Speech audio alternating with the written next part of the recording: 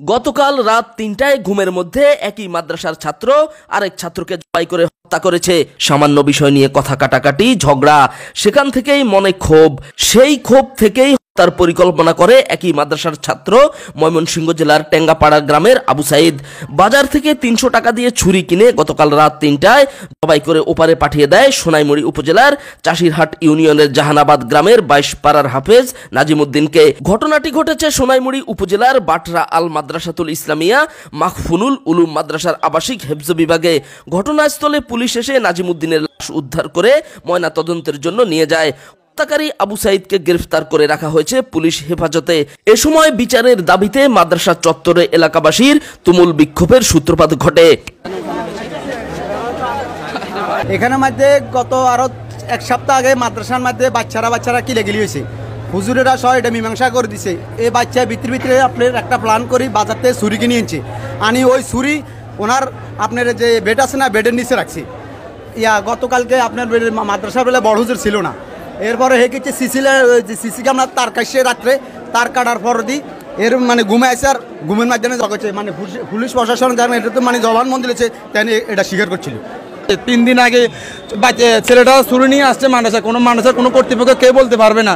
এমনকি শুনলাম সিসিটিভি ফুটেজে কেবল লাইট কেটে দিয়েছে, কোনো লাইন নেই, হুজুরা করতে পারতো না। 3 দিন ধরেই ছুরি নিয়ে মাদ্রাসা রাখছে, হুজুরা করতে পারতো না। জয় করছে 3টা বাজে, আম করে শুনেছে 6টা-7টা বাজে। তো মাদ্রাসা তো গাফিলতি কেন? এবং কি এটা সুস্থ বিচার চাই আমরা। আমাদের ছেলেরা তো আছে মাদ্রাসা, কোনো একটা মাদ্রাসাতে আছে, তাহলে তো নিরাপদ তো নাই, কোনো জায়গাতে তো নিরাপদ নেই। কোন জায়গাতে নিরাপদ আছে?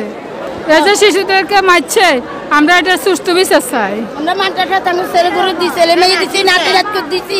এখন মাদ্রাসাটার মধ্যে যে এত দুর্ঘটনা ঘটতে আছে, মারিয়ে লেতে আছে, এটার আমরা বিচার চাই। হ্যাঁ, আমার ছেলে হেফজ লাইনে আছে, আমি তো এটার নির্বিচার চাই। এভাবে আমরা তো ভয়ে আছি, তাইলে আমরা কিভাবে বাচ্চারা পড়ালেখা করাই? এই বাচ্চা এখন মারা গেছে, তখন যে আমাদের দ্বারা আমাদের বাচ্চা না হইব এমন গ্যারান্টি কি? আমরা এটার বিচার চাই। বাংলাদেশের প্রশাসনের লোক যদি সচেতন হয় আর মনে হয় গ্রামে হইতো না। একমাত্র প্রশাসন সচেতন না হওয়ার কারণে সকল জায়গায় গ্রামে হইতেছে। এগুলি সুষ্ঠু বিচার হওয়া উচিত, এদের পাশে হওয়া উচিত অন্যায়কারীদের। বাইরের ছাত্র বা বাইরের শিক্ষক না রাখার ব্যাপারে যথেষ্ট ভূমিকা রাখবেন। যদিও রাখতে হয় খুবই সিক্রেটভাবে, খুবই তথ্য প্রমাণ সহ, তার যুক্তিসঙ্গত আইনি ভিত্তি সহ, তখন তাকে যদি রাখা হয় তখন তার ভিতরে মানে বিভিন্ন অনুশোচনা জাগবে না, আমার তো ডকুমেন্ট বা আমার বিভিন্ন পরিচয়, আমার বিভিন্ন এনআইডি এগুলো তার কাছে আসছে, আমি পার পাওয়ার কোনো সুযোগ নেই। আমরা প্রশাসনের কাছে জোর দাবি জানাচ্ছি, যদি সুস্থ তদন্ত করে যদি বিচার না করা হয়, হয়তো এদেশের জনগণ প্রত্যেক থানা ঘেরাও কর্মসূচি দিবে, প্রত্যেক থানা কর্মসূচি দিবে এদেশের জনগণ। আমরা বলে দিলাম, আর কি প্রমাণ চাবেন আপনারা? আর কি প্রমাণ? আর কোনো প্রমাণের প্রয়োজন নাই। তাকে গ্রেফতার করে আনে, গ্রেফতার আছে, তাকে এখানে গ্যাসের সাথে তাকে ফাঁসির গ্যাসটা তুলাতে হবে। উপজেলা ইউপি চেয়ারম্যান ঘটনাস্থল পরিদর্শন করেন এবং আসামির উপযুক্ত বিচারের আশ্বাস প্রদান করেন। সেও এটার মধ্যেই ছিল। তার ট্রাঙ্কের নিচে ছুরি পাওয়া গেছে, তার স্বীকারোক্তি পাওয়া গেছে। This is clear.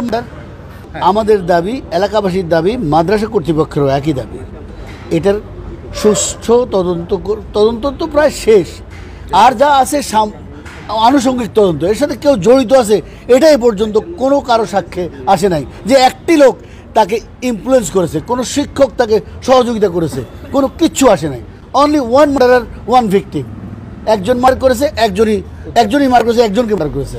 এবং আমরা এই হত্যাকাণ্ডের দেশের আইন অনুযায়ী সর্বোচ্চ শাস্তি চাই, বিচার চাই। সোনাইমুড়ি থানার ওসি মোর্শেদ আলম মিটিংয়ে থাকায় পুলিশ পরিদর্শক মনির হোসেন এ বিষয়ে বক্তব্য প্রদান করেন।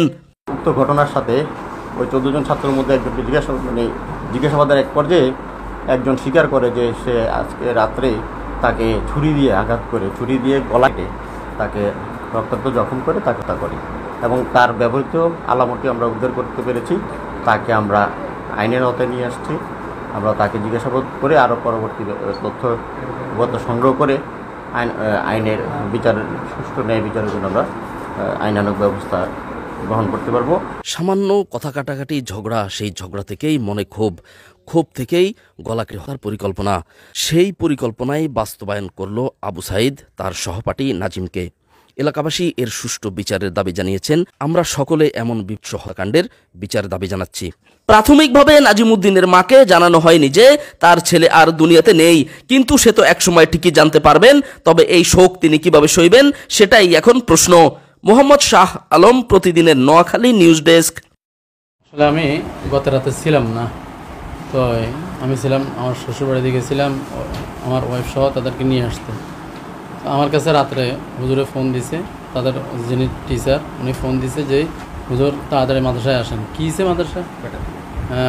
ওটা হয়েছে 3টার আগ মুহূর্তে, 2:30 হইতে 3টার ভিতরে, এই সময়ের ভিতরে। তো পরে কী হয়েছে হুজুর প্রথমে তো বলে নাই, পরে আবার আমি ফোন দিই, তারপরে জানলাম হুজুর বললো যে এই ফলার মুখ দিয়ে রক্ত যাইতেছে। হুজুরও ভালো করে শিওর হইতে পারে না যে তাকে যে কী করছে, জবা করে দেওয়া হয়েছে। তো পরে আমি তাড়াতাড়ি করি চতুর্দিকে ফোন দিলাম যে এই মুহূর্তে কী করা যায়। এখন তো আমিও তো এত রাত গাড়ি পাইতেছি না, আসার জন্য সমস্যা। তো পরে আমি ফোনে যোগাযোগ করলাম, এরপরে যে যত দ্রুত ফেললাম চেষ্টা করি, সিএনজি আপ ডাউন করি, তারপর নিয়ে চলে আসছি। আসার আগে থানাতে আমি ফোনে জানাইছি যে স্যার এই অবস্থা, আমাদের মাদ্রাসাতে এই ঘটনা ঘটছে, তো আপনারা এটা কী করেন, তদন্ত করি বা মাদ্রাসা আসলে ভালো। তো ওনারা আমিও মাদ্রাসাতে ঢুকছি, ওনারাও মাদ্রাসাতে ঢুকছি। বাস এর ফলে যায় ওনারা যাইয়া তদন্ত শুরু করলো। ফলা তো প্রথমে স্বীকারোক্তি দেয় নাই, পরে বিভিন্ন সিমটমে যাইয়া ফলারে ধরা হয়েছে, তাকে থানাদের সাথে সাথে নিয়ে আসা হয়েছে। আর আমরা তো মাদ্রাসাতে আছি, তারা লাস্টকে নিয়ে আসার পরে তারপর আমাদেরকেও একসাথে ওনারা এখানে নিয়ে আসছে, এখন এখানে আছে। আরেকটা যে প্রশ্ন করছেন যে তার মধ্যে কি ঝগড়াঝাটি হয়েছে, ওটা তো ছাত্রদের মধ্যে সাধারণত হয়। তো ওটা আমরা নর্মালভাবে যেটা বিচার সমাধান করার, ওটা ওরকম না। কবে করছি এটা আল্লাহ ভালো জানেন, বা এটা তো এক ছাত্রের মধ্যে হয় না, বা এটাকে আমরা তো এটা দিলের মধ্যে ধরে রাখি না যে এই ছাত্রটার হয়েছে। তো এটা কখন হয়েছে এটা আমি জানি না, বা আমার তার সাথে যে শিক্ষক উনিও বলতেছে যে উনিও জানে না। এই চুরিটা সে কোথায় হয়েছে? আপনাদের মাদ্রাসার চুরি? না, এটা মাদ্রাসার চুরি না, এটা নাকি এটা ওনাদের কাছে এই স্যারদের সাথে স্যাররা যখন জিজ্ঞাসা করছে তখন যে ওনাদের কাছে বলছে যে সেই শনিবারে নাকি এই চুরি কিনে নিয়ে সোনারমণি বাজার থেকে কিনে নিছে, এতটুকু। আচ্ছা, তারপরে ময়মনসিংহ দোবাউড়া সেখানে কেমন পড়ালেখা? তার আগে তার আরও ছাত্ররা ছিল, হ্যাঁ, বা এখনও কি আছে, আমাদের এখানে মাদ্রাসার টিচার আছে ময়মনসিংহের, আমার বাবুর্চিও ময়মনসিংহের, তো ওই সুবাদে সে আছে এখানে।